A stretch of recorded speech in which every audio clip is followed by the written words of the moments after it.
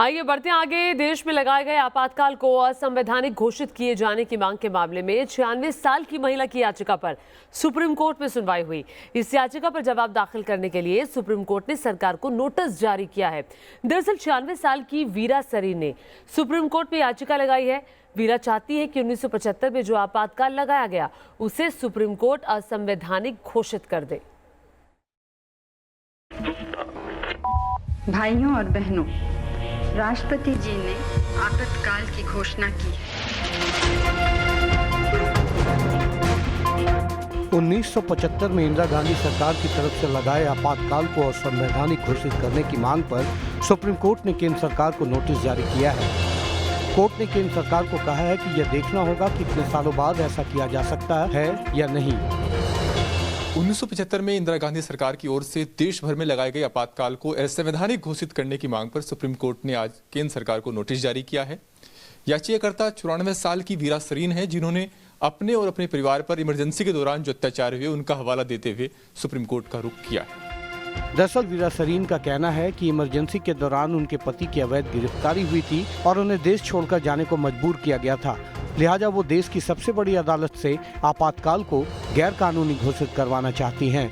उनके हस्बैंड को जो नोटिस डिटेंशन नोटिसेस और जो भी consequential of consequent to the emergency जो भी कुछ हुए, तो उनमें जो पूरी ज़िंदगी उनकी इसी ट्रॉमा में जो गई है, तो उसका सिर्फ कहीं ना कहीं एक एक्नॉलेजमेंट कि ये जो हुआ वो गलत हुआ, बस एक छोटा सा एक्नॉलेजमेंट और क्लोजर चाहने के लिए सिर्फ इन्होंने पिटिशन करा है और कोई भी वजह नहीं है।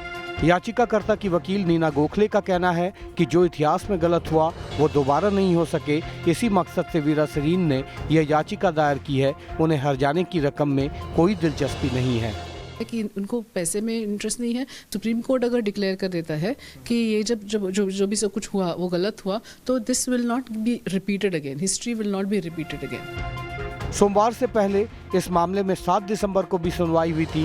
हालांकि तब याचिकाकर्ता की वकील ने सुनवाई स्थगित करने की अपील की थी और कहा था कि इस मामले की अगली सुनवाई में याचिकाकर्ता की तरफ से वरिष्ठ वकील हरीश साल्वे बहस करेंगे।